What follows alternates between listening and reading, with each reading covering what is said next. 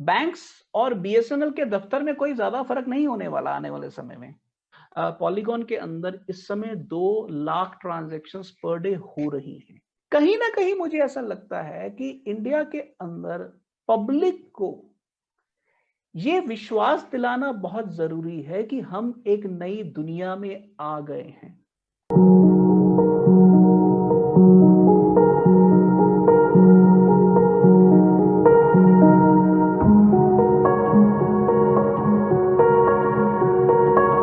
So welcome back once again. I think हमने पहली video around 2017 में किया था हम लोग ने क्रिप्टो कॉन्वर्सेशन जो आपके साथ, एंड आई थिंक उसी समय आपकी बुक आई थी बिटकॉइन मैग्नेट, राइट? एंड और 2017 में रिलीज हुई थी आपकी बुक। हाँ, जुलाई 2017 book. So you know, the first thing when of course I was following you on Facebook and other stuff on the social media, and that's how I came across to know you, and that's how we connected. But one of the thing, एक जो statement आपका था that and of course I think it's the same way that हम लोग का introduction हुआ है blockchain से because of Bitcoin. हम लोग ने Bitcoin की understanding समझी कि भाई कैसे without a central authority we can run a system, एक system बन सकता है जहाँ पे कोई authority नहीं है और उस रूल के हिसाब से दुनिया चल सकती है। बहुत क्रेजी रूल था और हमने वो समझा और हमारा दिमाग कहीं ना कहीं बाप एकदम खुल गया पूरा दिमाग। आपकी एक जो स्टेटमेंट थी वो ये था कि blockchain is not a technology, it's a philosophy, और वो मैं कभी नहीं भूलूंगा वो जो आपने स्टेटमेंट दिया था।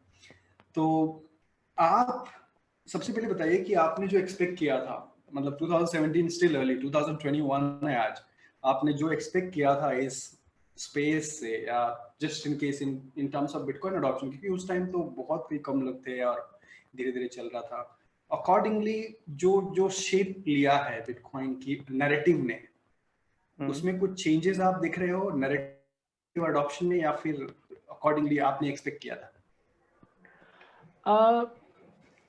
अगर मैं इसको ध्यान से इस ट्रैजेक्टरी को 2012 से 2017 और 2017 से 2021 तक को देखूं तो ब्रॉडली मैं इस ट्रैजेक्टरी से काफ़ी खुश हूं टेक्नोलॉजी के लेवल पर, क्योंकि जिस किस्म के प्रोजेक्ट आए हैं पिछले कुछ सालों में वो प्रोजेक्ट्स काफ़ी प्रॉमिसिंग हैं। मतलब आज मैं ये कह सकता हूं कि बिटकॉइन के बहुत सारे काबिल बच्चे पैदा हो चुके हुए हैं जो बिटकॉइन के से भी आगे जाएंगे। पहले हमें लगता था कि बिटकॉइन को चैलेंज करने वाला अगर कोई बड़ा प्लेटफॉर्म आया है तो इथीरियम है, पर आज इथीरियम के साथ साथ और इतने सारे प्लेटफॉर्म आ गए हैं, जैसे कॉस्मोस है, एवलांच है, कार्डानो है, पोल्काडॉट है, और भी बहुत सारे हैं। तो इन टर्म्स ऑफ टेक्नोलॉजी तो मैं काफी खुश हूं जो परमिशनलेस इनोवेशन इस एंटायर डोमेन में हुआ है, और उसके कारण जो एडॉप्शन हुआ है मल्टीपल क्रिप्टो एसेट्स का, मल्टीपल चेन्स का ग्लोबल लेवल पर, आज ये माना जा रहा है कि लगभग 100 मिलियन यूजर्स क्रिप्टो करेंसीज को होल्ड कर रहे हैं, यूज कर रहे हैं। तो उस लेवल पर जो डेवलपमेंट हुआ है उससे मैं काफी हद तक संतुष्ट हूँ। The only thing that is still pending और जो स्टिल येट टू हैपन वो ये है कि बिटकॉइन और crypto currency as an asset तो लोगों को समझ में आना शुरू हो गया है, but bitcoin as a philosophy अभी भी लोगों को समझ में नहीं आ रहा है। और ये क्यों हो रहा है, मुझे लगता है कि आज मैं इसी विषय के ऊपर, इसी टॉपिक पे बात भी करना चाहूंगा। मुझे ऐसा लगता है कि अभी बिटकॉइन एज ए फिलॉसफी या क्रिप्टो एज ए फिलॉसफी जिस लेवल पर पहुंचना चाहिए अभी उसमें थोड़ा समय बाकी है, और ये तभी हो पाएगा अगर हम क्रिप्टो फिलॉसफी के जो फंडामेंटल एलिमेंट्स हैं उनको आइडेंटिफाई करना शुरू करें। तो एक लेवल पर मैं खुश भी हूँ, पर दूसरे लेवल पर अभी भी एक निराशा है कि अभी बहुत सारे लोगों को क्रिप्टो से और क्रिप्टो के फिलॉसफी से जुड़ना है।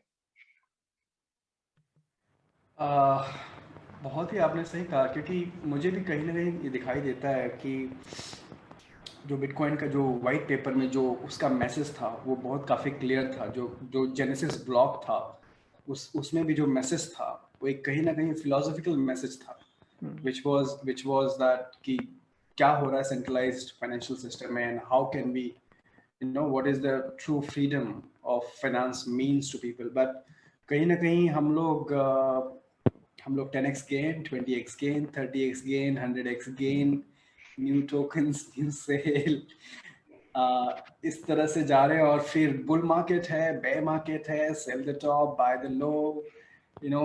तो कहीं ना कहीं हम अभी भी वहाँ पे घूम रहे हैं। Philosophical I am not sure कि उतनी कितनी क्लैरिटी है। एट द सेम टाइम मुझे ये भी लगता है कि काफ़ी लोगों को इसके बारे में पता है, काफ़ी लोग समझते हैं कि विजन क्या है, मिशन क्या है क्रिप्टो का, बट कहीं ना कहीं उसको इम्प्लीमेंट नहीं कर पाते, या फिर एक मनी भी एक रोल प्ले करता है, बिकॉज एक फिएट एग्जिस्ट करता है और एक आपके पास एक एसेट क्लास है जो उसको मल्टीप्लाई या ग्रो करने का एक अपॉर्चुनिटीज दे रहा है। तो लोग शायद उसका भी फायदा उठाना चाहते हैं।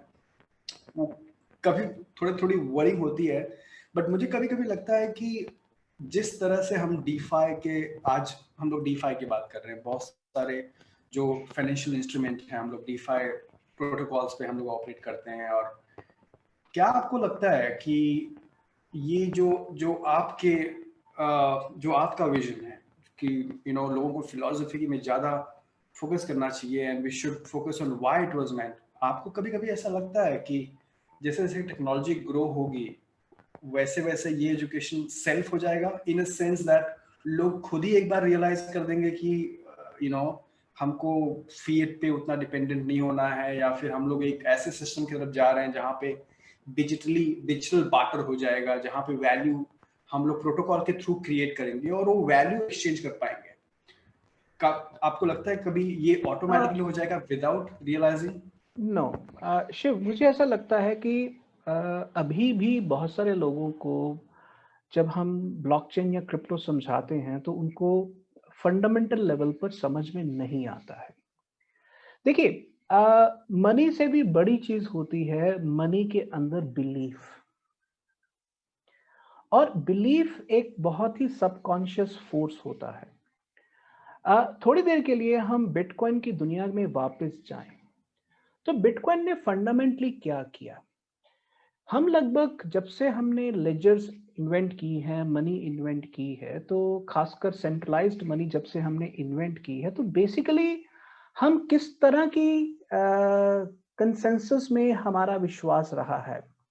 मैं ये कहता हूं कि उस कंसेंसस को जो हम पिछले 5000 साल में जी रहे हैं, जो बाद में सेंट्रल बैंकिंग बना, उस कंसेंसस को हम कहते हैं lender of the last resort. यानी कि एक समाज के अंदर, एक देश के अंदर एक अथॉरिटी को ताकत दे दी जाए कि वो अल्टीमेट लेंडर बन जाए उस पर्टिकुलर ज्यूरिस्डिक्शन के अंदर। तो कुछ भी होता है, उस अथॉरिटी के पास ताकत है पैसे को स्टैंडर्डाइज करने की, पैसे को इशू करने की, पैसे को डिस्ट्रीब्यूट करने की। अब पिछले 5000 साल से ये जो lender of the last resort consensus है, ये कंसेंसस कभी भी डिस्टर्ब नहीं हुआ था। ठीक, अब जो 5000 साल पुराना कंसेंसस है वो बहुत गहरे में लोगों के अंदर उतर चुका हुआ है कि लोगों को विश्वास ही नहीं होता कि मनी को इस कंसेंसस के अलावा किसी और कंसेंसस के जरिए भी बनाया जा सकता है। आप अगर ध्यान से खुद से सवाल पूछिए कि ये जो मनी एज डेट, क्योंकि सेंट्रल बैंक या एक सेंट्रल अथॉरिटी आपको कर्जा दे रही है जिसको आप पैसा मान रहे हैं, विच मीन्स कि आप बेसिकली जब उसके कर्जे को पैसा मान रहे हैं तो बहुत गहरे में आप सारी की सारी पावर उसको दे रहे हैं। तो जब मनी की पावर आप किसी अथॉरिटी को दे रहे हैं तो उसके आसपास एक खास किस्म के टेम्पलेट्स बिल्ड होने शुरू हो जाते। फॉर एग्जाम्पल, जब हम ये कहते हैं कि हमारे देश के अंदर एक ताकत है जो पैसा बनाती है, पैसा इशू करती है, तो इसका मतलब है कि हम सेंट्रलाइज पावर में विश्वास करते हैं। बट अगर हम थोड़ी देर के लिए पूछें कि हमारे घरों के अंदर भी क्या ऐसा कोई लिविंग अपरेटस है, ऐसा कोई डिसिप्लिन अपरेटस है जिसके जरिए हम इस पूरी की पूरी सेंट्रलाइज पावर स्ट्रक्चर को मिमिक करते हैं, तो हम पाएंगे कि अगर lender of the last resort national level पर है तो फैमिली लेवल पर एक पेट्रियार्कल हेड होता है जो पैसा कमाता है और पैसा डिस्ट्रीब्यूट करता है। यही अगर आप एक एजुकेशनल इंस्टीट्यूशन में चले जाएं तो एक अथॉरिटी होती है, एक वाइस चांसलर होता है जो सिलेबस, और एक बॉडी होती है जो सिलेबस को सेट करती है। वैसे ही आप लॉ के अंदर चले जाएं तो एक पार्लियामेंट होती है जो लॉ को डिफाइन करती है। तो मनी सिर्फ मनी नहीं है, मनी के बहुत सारे पैर हैं, मनी के बहुत सारे एंकर्स हैं। फैमिली के अंदर वो पैट्रियार्की बन जाती है, एजुकेशन के अंदर वो करिकुलम सेटिंग बॉडीज बन जाती हैं, वो लॉ के अंदर लेजिस्लेचर बन जाती है। तो बहुत गहरे में लोगों को ये विश्वास ही नहीं हो रहा है कि बिटकॉइन ने सिर्फ मनी को डिसेंट्रलाइज करने का रास्ता नहीं खोला है, उसने लॉ को डिसेंट्रलाइज करने का रास्ता खोल दिया है। उसने साथ ही साथ कैपिटल को डिसेंट्रलाइज करने का रास्ता खोल दिया है। और जब कैपिटल डिसेंट्रलाइज होगा, लॉ डिसेंट्रलाइज होगा, मनी डिसेंट्रलाइज होगा, तो क्या इंसानी रिश्ते डिसेंट्रलाइज नहीं होंगे? क्या टीचर स्टूडेंट का रिलेशनशिप डिसेंट्रलाइज नहीं होगा? क्या एक परिवार के अंदर मैन वुमेन का रिलेशनशिप चेंज नहीं होगा? सवाल ये है कि हमने क्रिप्टो कम्युनिटी के अंदर एज अ एसेट तो बिटकॉइन को मान लिया, पर उसका जो वाइडर मैसेज था जो बाकी और ब्लॉकचेन के जरिए और फैला, हमने उसको कभी डिस्कस ही नहीं किया।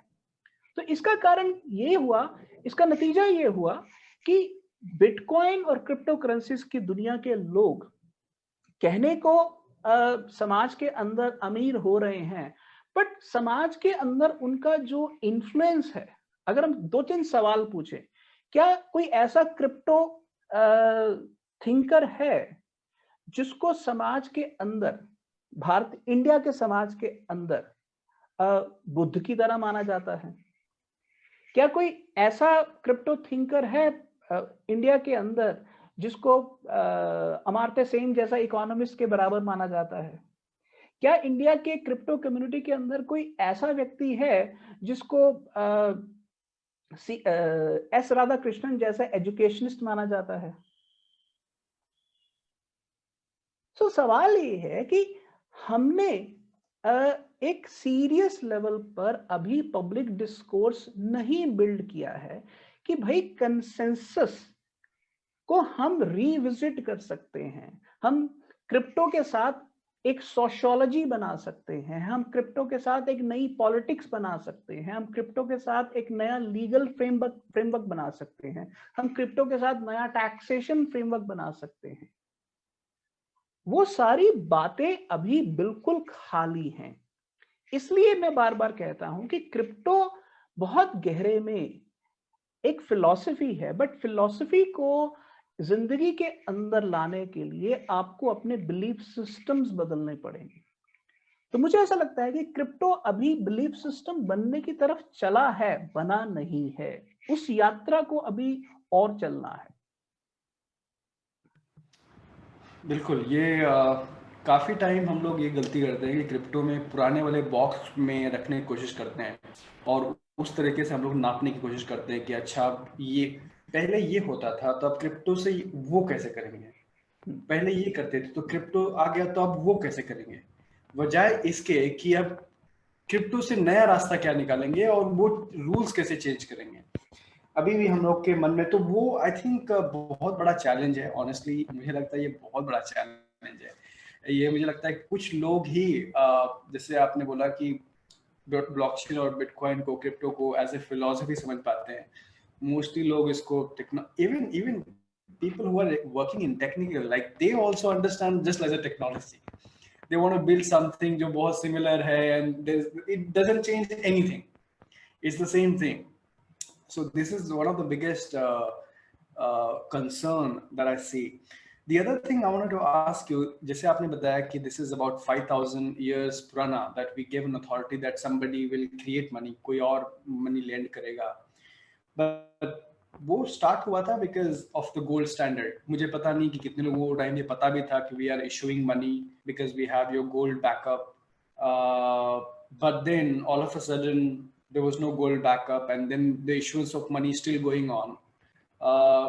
But you know, लोगों की थिंकिंग में अभी भी चेंज नहीं आया. आई मीन लोग अभी भी वो सोचते हैं कि it's just money, and nobody even ask the simple question कि where does it come from, right? Where does it come from, who produces it, based on what?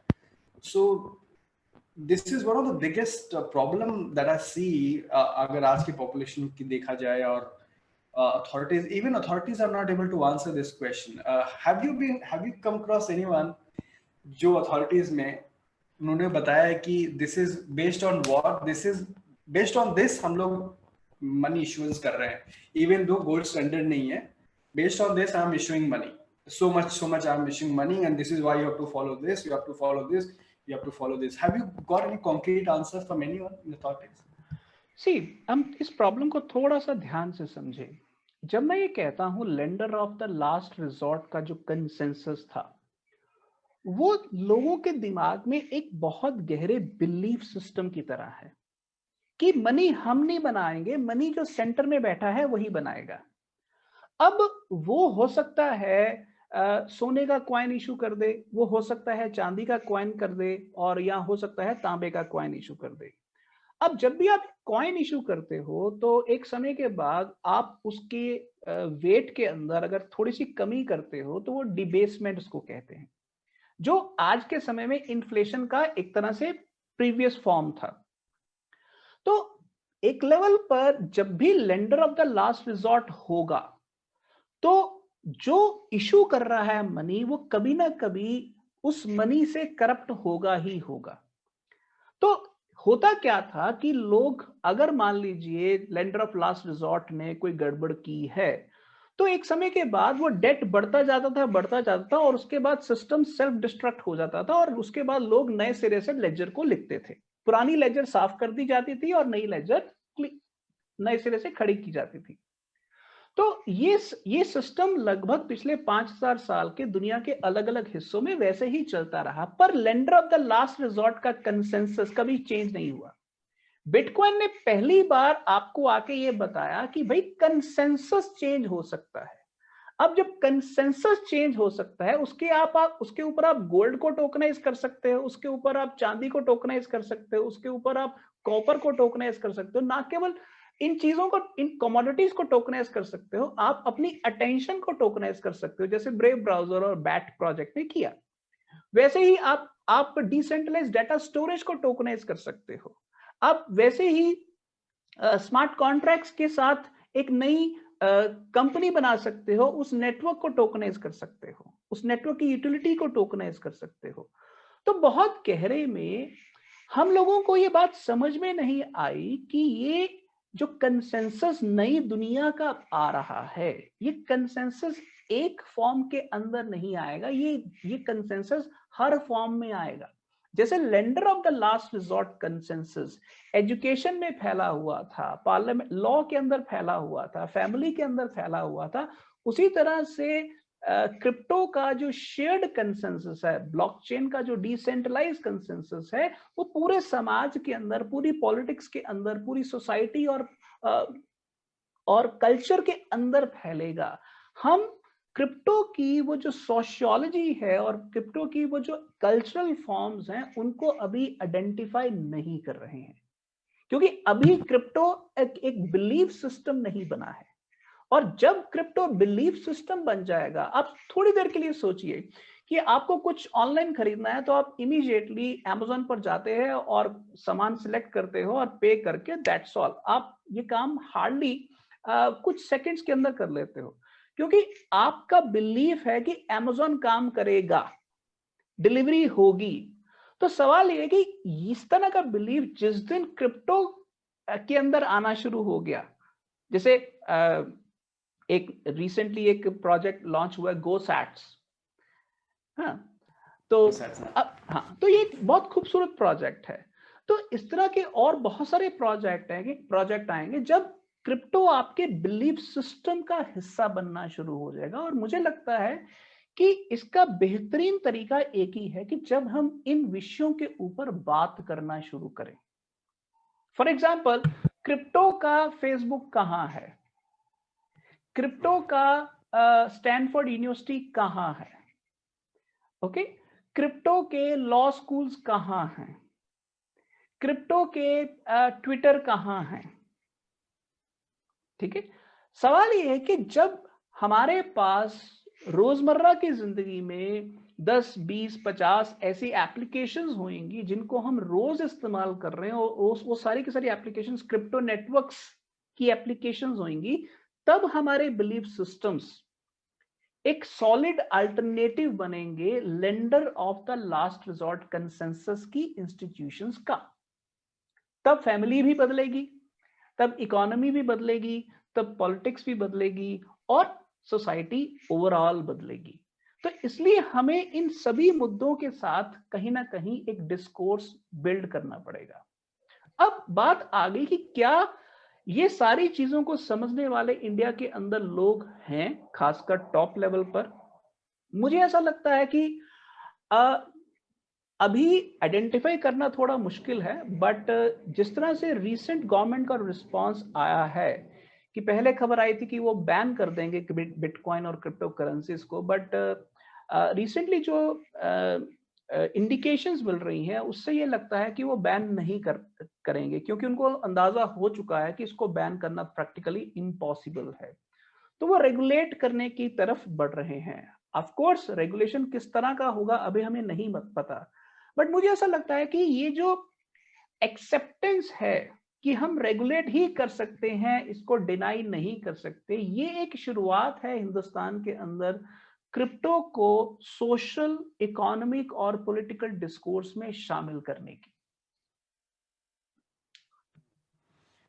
एक चीज जो नैरेटिव बहुत समझ में आता है हम लोगों को कि crypto and bitcoin as an asset regulate होगा, as a payment method will be CBDC और समथिंग लाइक दैट।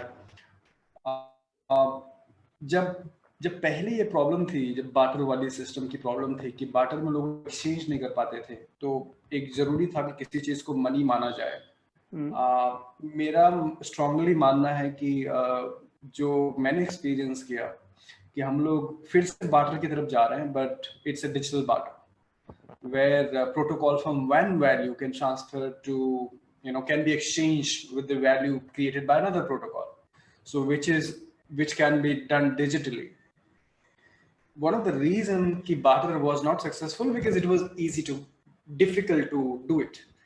But मुझे लगता है कि when we move to a digital barter, this would be very easy. Like this is something that cannot be stopped. When you have smartphones, how are you going to monitor कि कैसे क्या हो रहा है? No, this only can be. So I see, मुझे लगता है कि बहुत सारे challenges आने वाले हैं. Honestly, अगर यही उनका मानना है कि this has to be the payment method, this can be kept as an asset.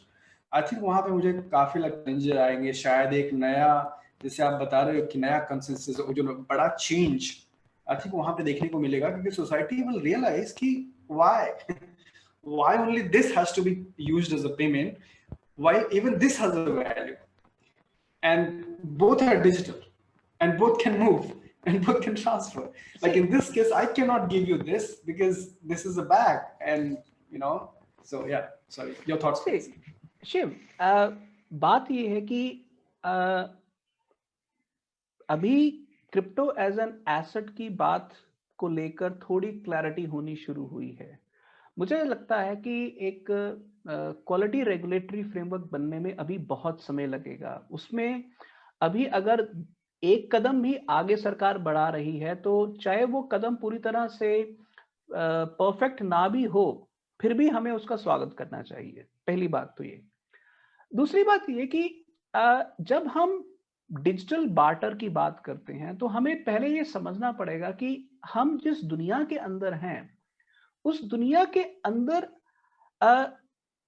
Shiv Gupta और सुनील अग्रवाल को हो सकता है कि इलेक्ट्रॉनिक बार्टर समझ में आए, पर हमारी हालत ऐसी है जैसे हम एक आइलैंड के अंदर हैं और हमारे हमारे आसपास एक बड़ा गहरा समंदर है जिसको पार करना इम्पॉसिबल है। खासकर अगर हम ध्यान से देखें, हम एक ऐसी दुनिया में रह रहे हैं जो आज भी हिंदुस्तान पाकिस्तान के नाम पर लड़ती है, हिंदुस्तान चीन के नाम पर लड़ती है। वो एक ऐसी दुनिया है जिसमें पॉलिटिकल पार्टीज, आप चाहें या ना चाहें, तमाम करप्शन के बावजूद भी आप पर राज कर रही हैं।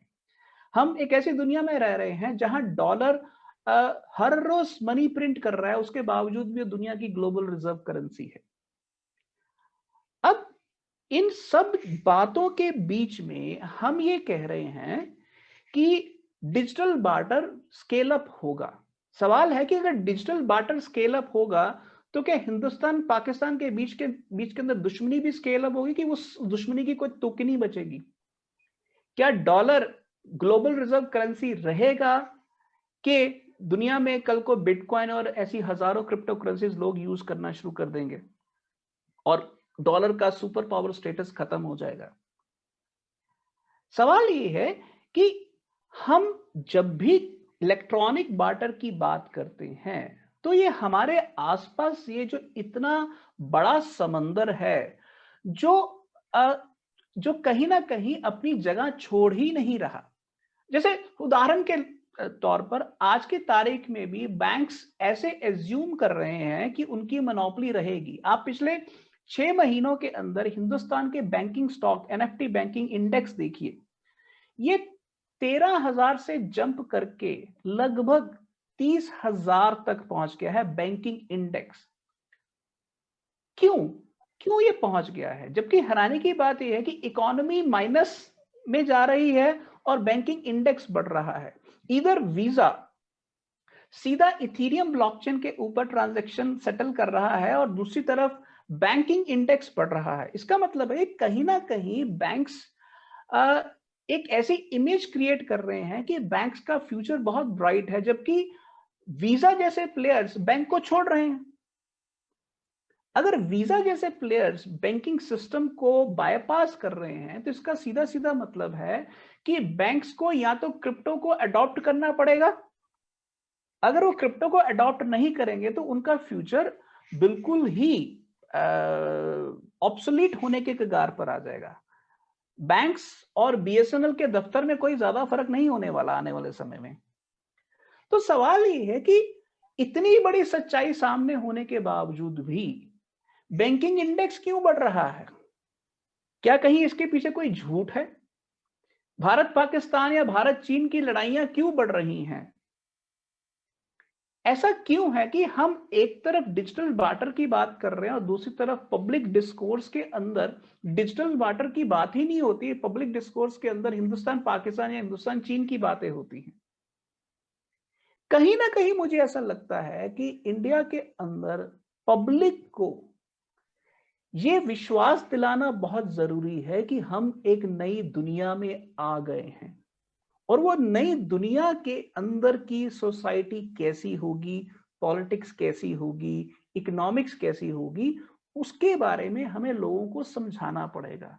जब तक हम वो काम नहीं करेंगे तब तक हमारी हालत ऐसी होएगी कि हम एक आइलैंड के अंदर बैठे हैं और आसपास इतना बड़ा समंदर है और समंदर हमें रास्ता ही नहीं दे रहा।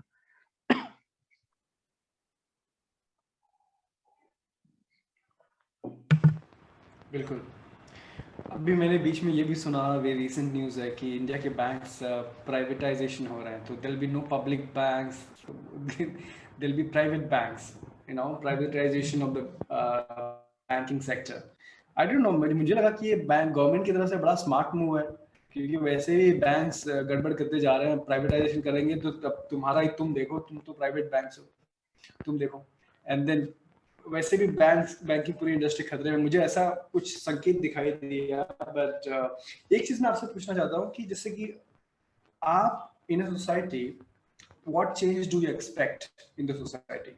सो क्रिप्टो एज फॉर नाउ, ये बातें हो रही हैं मॉनेटरी, मनी की बातें हो रही है कि वैल्यू कैसे ट्रांसफर होगा, मनी कैसे क्रिएट होगा। अभी तक मनी क्रिएट हो रहा था central authority, now money can be created, the value can be monetised into money, converted into money. So that is one aspect, I think, most important aspect of any society, because money matters, ये transactions matters, दो strangers एक दूसरे से, money एक tool है जो transact करने के लिए मदद करती है, इंटरेक्ट करने के लिए मदद करती है. This is how two strangers talk. Unless and if you're not friends, the money is how we talk to each other, right? So this is one important aspect जो solve हो रहा है. Tell us कि आप, how do you see it, what do you think, how blockchain and crypto will bring about the behavioral change or societal change that you would want to see, See, that people are missing maybe? See, मुझे ऐसा लगता है कि तीन चीजें जो हैं हमारी लाइफ को बहुत गहरे इम्पैक्ट करती हैं. पहला मनी, दूसरा मैरिज और तीसरा एजुकेशन. इशू ये है कि हमने अभी क्रिप्टो एज मनी के इशू को एड्रेस करना शुरू किया है, और मनी के अंदर भी हमने उसका सिर्फ एक फंक्शन एड्रेस किया है, वो है स्टोर ऑफ वैल्यू. तभी हम क्रिप्टो एज एसेट की बात कर रहे हैं. Crypto as medium of exchange या crypto as unit of account की बात अभी नहीं कर रहे हैं. तो हमने मनी के मुद्दे को अभी सिर्फ एड्रेस करना शुरू किया है. दूसरा मैरिज. मैरिज हिंदुस्तान और दुनिया भर में अगर हम ध्यान से देखें तो मैरिज एक बहुत ही हाई कॉस्ट इंस्टीट्यूशन बन गया है. हाई कॉस्ट इंस्टीट्यूशन का मतलब है कि एक सक्सेसफुल मैरिज को स्टेबलाइज करने के लिए आपको बहुत सारा पैसा चाहिए. अब मुद्दा ये है कि मैक्सिमम लोग यंगस्टर्स शादी कर ही नहीं रहे हैं, लेट मैरिजेस हो रही हैं. और दूसरा, जो लोग शादी कर चुके हैं उनकी शादी के अंदर बहुत सारी प्रॉब्लम्स हैं, और लोग कहीं ना कहीं अनहैप्पी मैरिजेस के अंदर फंसे हुए हैं. तो मैरिज जो नहीं कर रहे हैं उनके लिए भी हाई कॉस्ट है, और जो मैरिज कर चुके हैं उनके लिए भी हाई कॉस्ट है. अब इशू ये है कि आज हमारी सोसाइटी के अंदर क्रिप्टो के अंदर अगर 100 व्यक्ति हैं तो उन 100 में से 95 मर्द हैं, 5 ही औरतें हैं. तो क्रिप्टो को कहीं ना कहीं हमारी फ्रीडम टू बिल्ड रिलेशनशिप्स के साथ जोड़ना पड़ेगा. आप मुझे बताइए, क्रिप्टो के अंदर क्या कोई एक भी डेटिंग नेटवर्क है? अभी तक नहीं है. ठीक. अब सवाल ये है कि अगर क्रिप्टो के अंदर डेटिंग नेटवर्क्स नहीं है तो आप सीधे समझ सकते हैं कि क्रिप्टो ने अभी ह्यूमन रिलेशनशिप्स, मैन और वुमेन के रिलेशनशिप्स को एड्रेस करना शुरू ही नहीं किया है. क्रिप्टो के अंदर ज्यादा नहीं तो कम से कम 1000 टॉप क्वालिटी प्रोजेक्ट्स होंगे, और इन टॉप 1000 क्वालिटी प्रोजेक्ट्स में से एक भी प्रोजेक्ट डेटिंग का नहीं है. जबकि फिएट करेंसी की दुनिया में देखा जाए तो कम से कम 1500 डेटिंग नेटवर्क्स फिएट करेंसी की दुनिया में एग्जिस्ट करते हैं. ठीक. अब डेटिंग के अंदर भी सिंगल्स के लिए अलग नेटवर्क होते हैं, मैरिड के लिए अलग नेटवर्क होते हैं, ओल्ड पर्संस के लिए अलग नेटवर्क होते हैं, वर्किंग प्रोफेशनल्स अलग किस्म के नेटवर्क बनाते हैं. तो मुद्दा ये है कि अगर हम मैरिज जैसी इंस्टीट्यूशन के ऊपर थोड़ा सा भी चिंतन मनन करना शुरू करें तो हमारे पास ऐसी बहुत सारी एप्लीकेशंस मिलेंगी जो हम मैरिज की इंस्टीट्यूशन के लिए बना सकते हैं. जैसे हम को पेरेंटिंग इंस्टीट्यूशन का नेटवर्क बना सकते हैं, ओल्ड एज केयर इंस्टीट्यूशंस का नेटवर्क बना सकते हैं, यंगस्टर्स का को शेयरिंग, को लिविंग का एक नेटवर्क बना सकते हैं. आप अगर इस तरह से सोचना शुरू करेंगे तो आप मिलियंस और बिलियंस के लिए नए किस्म के क्रिप्टो नेटवर्क्स बना सकते हैं जहां पर वैल्यू शेयर हो सकती है. आप देखेंगे कि ये पूरा का पूरा डोमेन जहां पर मैन वुमेन रिलेशनशिप इन्वॉल्व है, वहां पर क्रिप्टो कंप्लीटली एब्सेंट है. और इसका सबसे बड़ा कारण ये है कि क्रिप्टो के अंदर फीमेल प्रेजेंस ही नहीं है, इसलिए जो मेल प्रेजेंस है उसने इस किस्म का इम्बैलेंस पैदा किया है.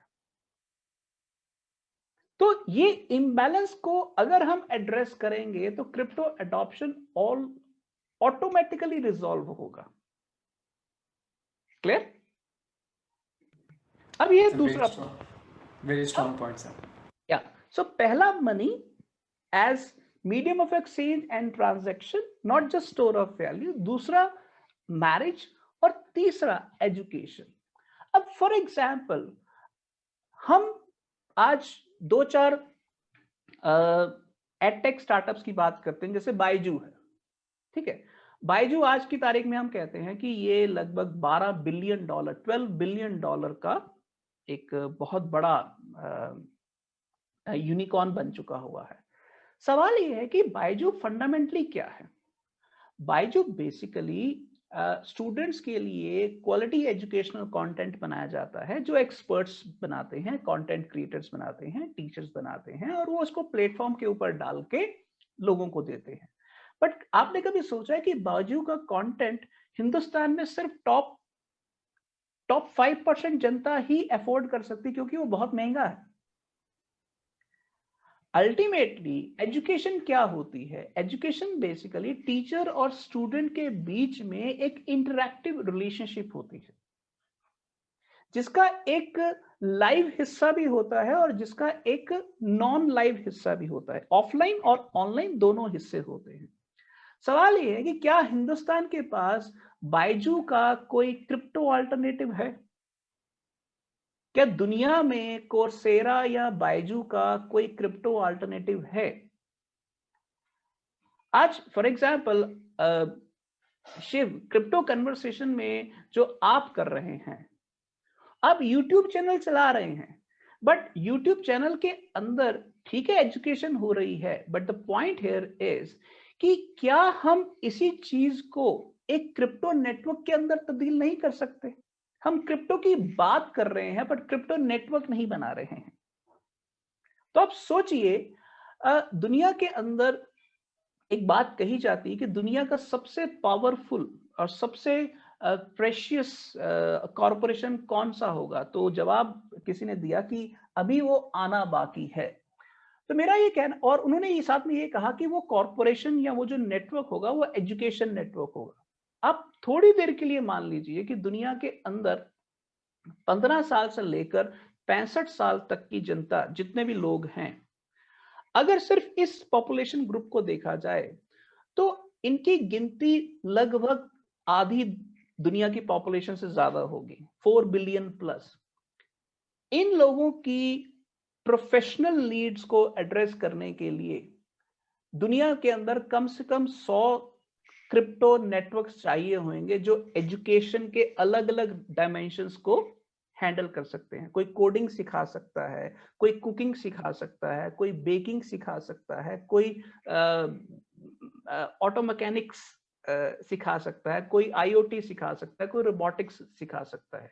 द इशू हियर इज कि क्योंकि क्रिप्टो का अभी जो डिस्कोर्स है वो सोसाइटी के इन कंसर्न्स के साथ डे टू डे लेवल पर अभी नहीं जुड़ा है, इसलिए उस तरह के नेटवर्क्स, उस तरह के स्टार्टअप्स अभी नहीं आ रहे हैं। मुझे ऐसा लगता है कि जैसे आईसीओ वेव आई थी, फिर डिफाई वेव आई, फिर एनएफटी वेव आई, जो नेक्स्ट वेव आएगी वो क्रिप्टो की, उस वेव को क्रिप्टो सोशल वेव कहा जाएगा, क्रिप्टो सोशलॉजिकल वेव कहा जाएगा। और उस वेव के अंदर ये सारी प्रॉब्लम्स, चाहे वो marriage related, man women relationship related issues हों, चाहे वो एजुकेशन रिलेटेड इश्यूज हों, या इसके अलावा और बहुत सारे इश्यूज, जैसे फूड ट्रेसेबिलिटी का इश्यू है, हाँ, एग्रीकल्चर के और बहुत सारे इश्यूज हैं, तो वो सारी चीजें बिल्ड होनी शुरू होंगी। तो मेरा ये मानना है कि क्रिप्टो का सोशल डिस्कोर्स आने वाले समय में बिल्ड होगा। राइट। अभी जो भी प्रोडक्ट्स बनाए हैं हमने, चाहे वो ऊबर बनाया हो, चाहे वो शादी.com बनाया हो जो इंटरनेट पे फिलहाल है, या फिर मेनी मल्टीपल प्रोडक्ट्स, वो प्रोडक्ट्स का narrative is the same. Like they saw a problem कि उन्होंने देखा कि भाई शादियां नहीं हो रही हैं, या फिर घर वाले जो हैं लड़कियां देखने जाते हैं, तो क्यों ना कुछ बनाया जाए। शादी.com चलो चल रहा है, लोग टैक्सी लेने जाते हैं, ढूंढना पड़ता है, क्यों ना उबर बनाया जाए। अब एज ए सोसाइटी हमारी चैलेंजेस या हमारी प्रॉब्लम्स कोई और दिशाएं भी ले लिया है. जैसे one of the disha is that there are so many marriages which are not working, and the problem is कि हम लोग अभी भी why have we made these marriages so hard कि आपने marriage के लिए no you have to be in the marriage forever because you're married. वहाँ पे बिल्कुल flexibility नहीं है. So having this issue in mind, can we build a product around that? Yes. That is the one product that you said. So I think you have such a huge point here कि हमारी जो problems, जो नई problems हमारी society में create हो चुकी हैं, या फिर आप बोलो कि ऐसा भी बोल सकते हैं कि शायद वो problem थी पहले बट एड्रेस नहीं किया जा सकता था और उसके बारे में बातें नहीं होती थी क्योंकि लोगों को लगता नहीं उसके बारे में बात नहीं कर सकते हैं. बट कहीं ना कहीं सोसाइटी अभी इवॉल्व हो रही है, ह्यूमैनिटी इवॉल्व हो रही है और लोग उस चीज़ों के बारे में बात करने लगे हैं जो पहले नहीं करते थे. और वो अपने आप में एक कैटेगरी है समस्या की, प्रॉब्लम्स की. और क्यों ना क्रिप्टो के थ्रू उस नैरेटिव को बाहर लाया जाए और उसके लिए एक सोल्यूशन क्रिएट किया जाए. और हम लोग ये देखेंगे कि we are not just copy pasting कि हम लोग ने एक नया उबर बना दिया. नहीं, we will build a Uber, but in probably an evolved Uber, maybe where I have more choices with the driver or the car or whatever things. I don't know. We will see. But a better Uber with more options, with more, something like that. So, very strong point, sir. Already you are thinking about 5 years ahead. I think this is what is going to happen next. See, the point here is कि मेरा ये मानना है कि bitcoin पहला black swan event था और Ethereum दूसरा ब्लैक स्वैन इवेंट था. और मेरा ये मानना है कि क्रिप्टो के अंदर आने वाले समय में 100 से ज्यादा ब्लैक स्वैन इवेंट्स होंगे. यानी कि क्रिप्टो हमें बार बार चौंकाएगा, बार बार आश्चर्यचकित करेगा. Will see, oh my goodness, ये भी हो सकता था. इसी वजह से क्रिप्टो के अंदर इतनी ग्रोथ हो रही है, क्रिप्टो के अंदर वैल्यूएशंस का इतना बड़ा फ्लो आ रहा है. ये बेसिकली इसलिए हो रहा है कि क्रिप्टो के अंदर जो हमें हैरान करने का पोटेंशियल है वो बहुत ज्यादा है. और अगर मैं ध्यान सीधे तौर पर कहूं तो मुझे ऐसा लगता है कि मैं क्रिप्टो के अंदर वो जो एक हिडन पोटेंशियल है, उस पोटेंशियल के कुछ एलिमेंट्स को आइडेंटिफाई ही कर रहा हूं. और उसमें से मैंने अभी ये सिर्फ 3 एलिमेंट्स आइडेंटिफाई किए, मनी, मैरिज और एजुकेशन. ऐसे बहुत सारे एलिमेंट्स को भी उसमें से ढूंढा जा सकता है. Yes, and you so right कि चौंका रहा है क्योंकि देखो बिटकॉइन जब आया था तो सब लोग चौंक गए थे, भाई ये क्या है, और हंस भी रहे थे. आई थिंक चौंकाना और हंसना दोनों साथ में जाता है. कुछ लोगों को चौंका देता है और कुछ लोग हंसते हैं क्योंकि क्रेजी लगता है. बिटकॉइन भी बहुत क्रेजी लग रहा था, काफी लोग हंस रहे थे और काफी लोग शॉक भी हो गए. हमने समझा तो हम तो चौंक ही गए भाई कि ऐसा कुछ हो सकता है. और फिर डीफाई आया, फिर वो भी कुछ लोग हंस रहे हैं, कुछ लोग चौंक गए. एनएफटी के लेके अब फिलहाल आज की देख लो, काफी लोग चौंक रहे हैं लेकिन काफी लोग हंस भी रहे हैं. तो आई थिंक ये कॉम्बिनेशन बड़ा बढ़िया है, चौंकने वाला. कुछ लोग चौंक जाते हैं और कुछ लोग हंसते हैं. ये बहुत अच्छा कॉम्बिनेशन है. So how do you see now from here? हम लोग ने रीसेंट जो न्यूज़ है वो ये है कि visa will be using USDC. In fact आज मैंने ट्वीट किया था that banks are using Visa and Visa is using crypto. So how do you see next 4 years, 5 years for crypto industry? What are the new how do you see DeFi growing up right now? Because one of the biggest challenge मैंने देखा Ethereum का scaling. The fees is so high, काफी लोग transact नहीं कर पा रहे हैं. लोग Binance Smart Chain पे जा रहे हैं, फिर Polkadot आ रहा है, of course. What is your projection for the next 5 years? How do you see crypto progressing? The point here is कि हमें इस सिचुएशन को अगर आज की समझना है तो हमें कंपेयर करना होगा 2017 और 2021 को. 2017 में मार्केट बहुत कम समय में लगभग 30x चढ़ गई थी. और वो जो बुल वेव था वो जब क्रैश किया तो वो कई कॉइन सीधे 90% क्रैश कर गए, क्योंकि उसका कारण ये था कि स्केलेबिलिटी प्रॉब्लम सॉल्व प्रॉब्लम नहीं थी, इंटरऑपरेबिलिटी प्रॉब्लम सॉल्व प्रॉब्लम नहीं थी. तब डिसेंट्रलाइज एक्सचेंजेस नहीं थे और बहुत सारे स्केलेबिलिटी सॉल्यूशंस नहीं थे और बड़े नए प्लेटफॉर्म नहीं थे। बट अगर आप 2021 में देखें तो 2021 में इथेरियम जैसे स्मार्ट कॉन्ट्रैक्ट प्लेटफॉर्म्स बहुत सारे बिल्ड हो रहे हैं। आप 2021 के अंदर देखोगे कॉस्मोस का आईबीसी लॉन्च हो जाएगा, जो आई थिंक आजकल में लॉन्च होने वाला है। टेस्टनेट तो लॉन्च हो चुका हुआ है, कम्युनिटी अप्रूवल भी हो चुका हुआ है, तो कॉस्मोस का आईबीसी लॉन्च होने वाला है। एवलांच ऑलरेडी अपग्रेड कर रहा है, कार्डानो का नेक्स्ट अपग्रेड आने वाला है, पोल्काडॉट का मेन नेट लॉन्च होने वाला है।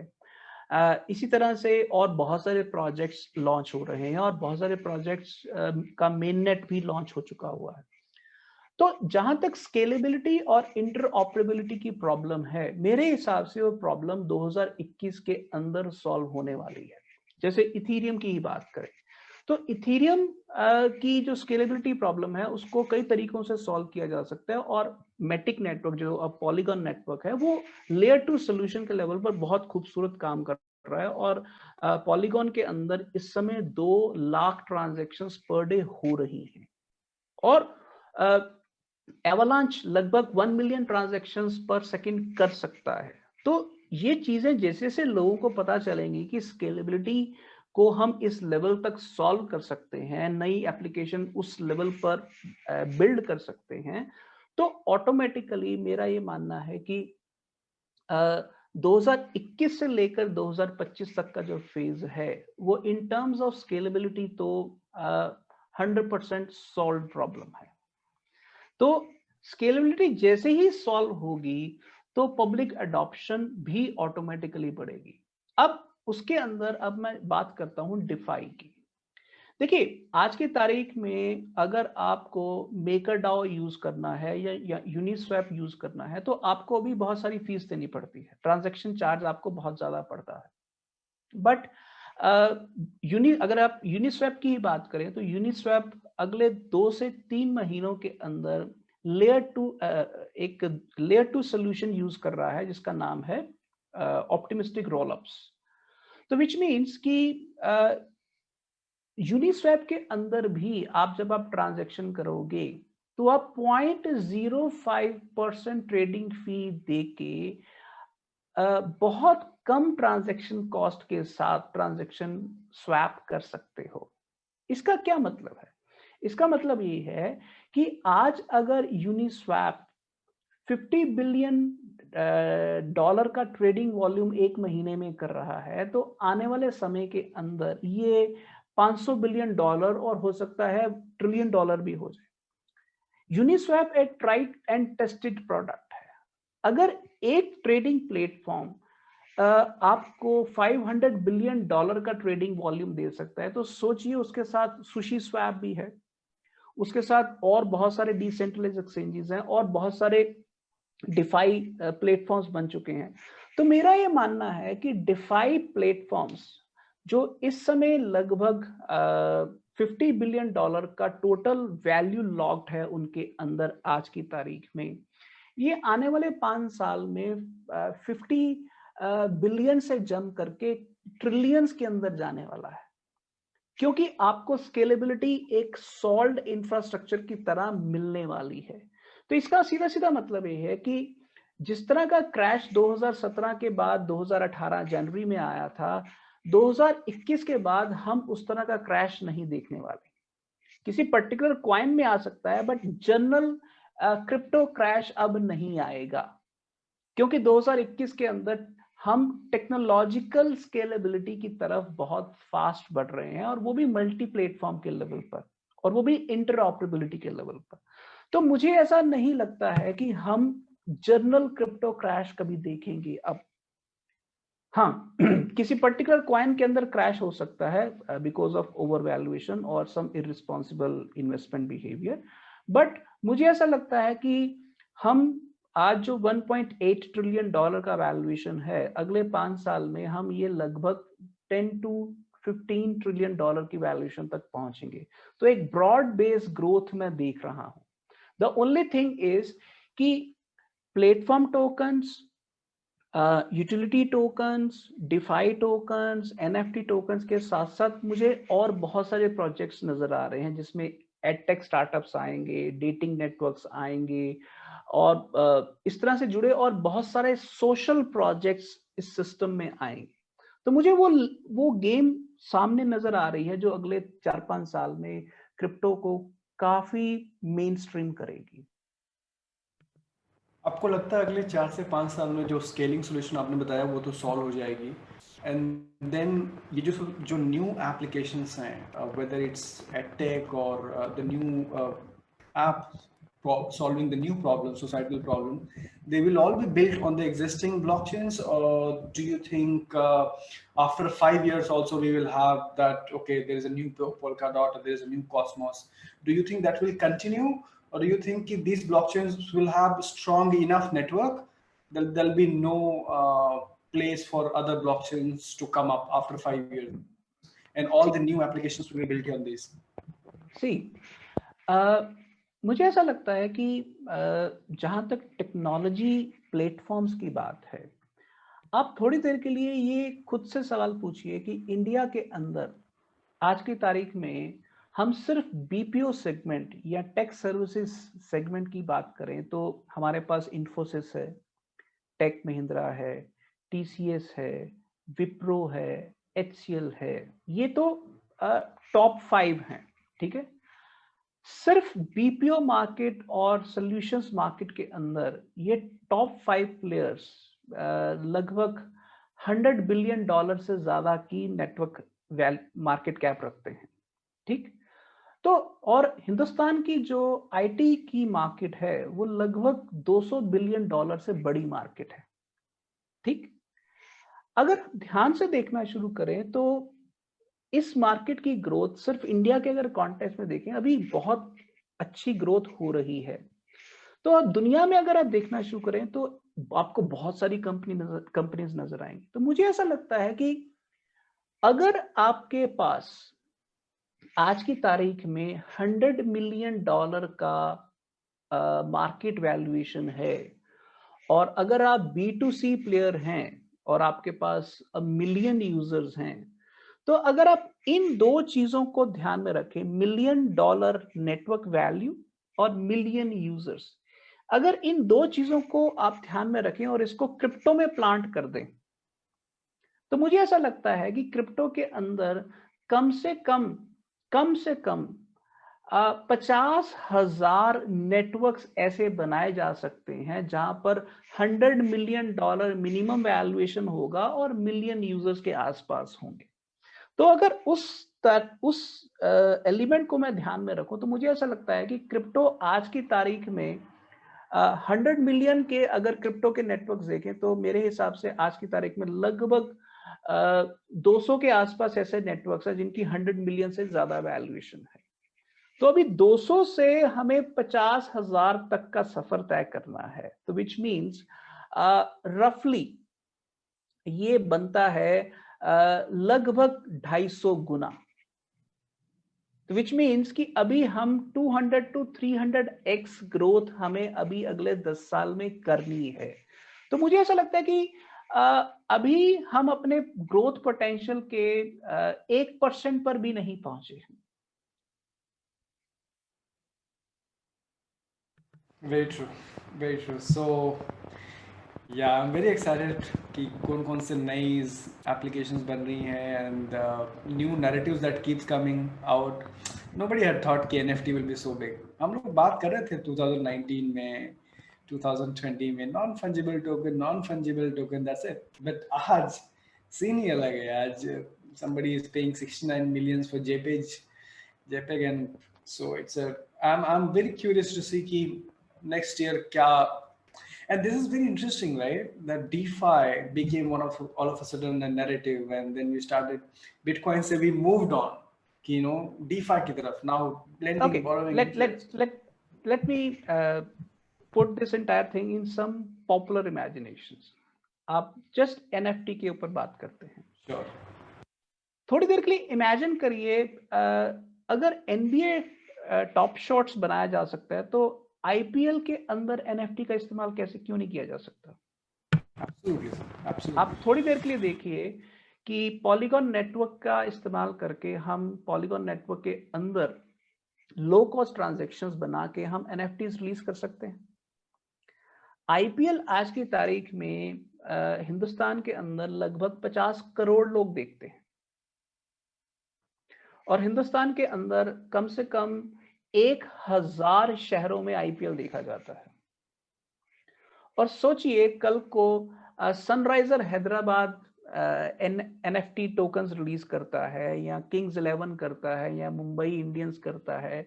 आप सोचिए कि अगर कल को विराट कोहली के एनएफटी कलेक्टिबल्स बिकने शुरू हो जाते हैं या किंग्स 11 के कलेक्टिबल्स बिकने शुरू हो जाते हैं और लोग 100 रुपए में, 500 रुपए में, 1000 रुपए में उनको खरीदना शुरू करते हैं, उनको कलेक्ट करना शुरू करते हैं, तो इंडिया के अंदर एनएफटी टोकन्स की मार्केट ही कितनी बड़ी मार्केट बन जाएगी।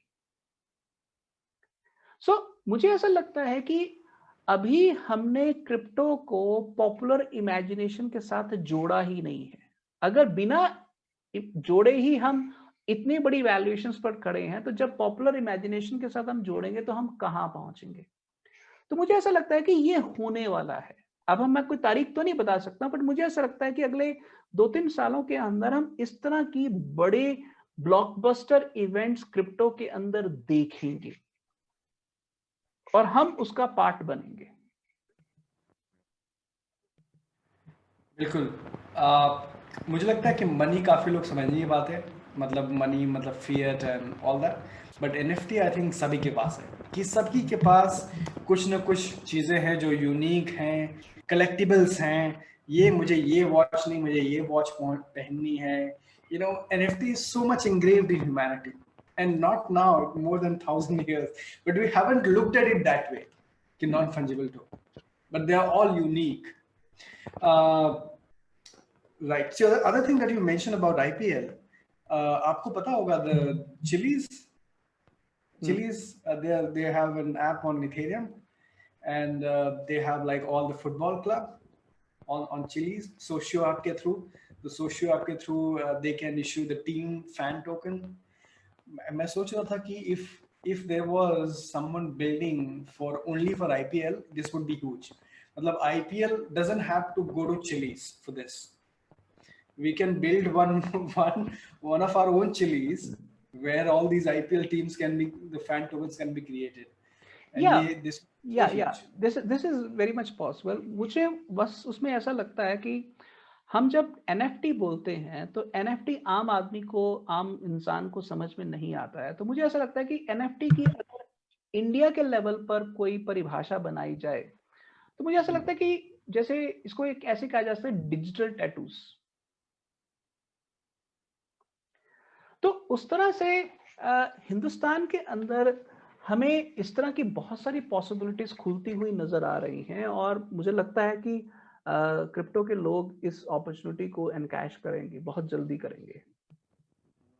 मुझे लगता है कि maybe 2021 IPL, maybe 2022 IPL अगर हो रहा होगा तो I think we will have something like something to offer the fans, because मुझे लगता है कि जितना फैंस IPL के फैंस एनर्जी पुट अप करते हैं, excitement put up, they don't get anything in back.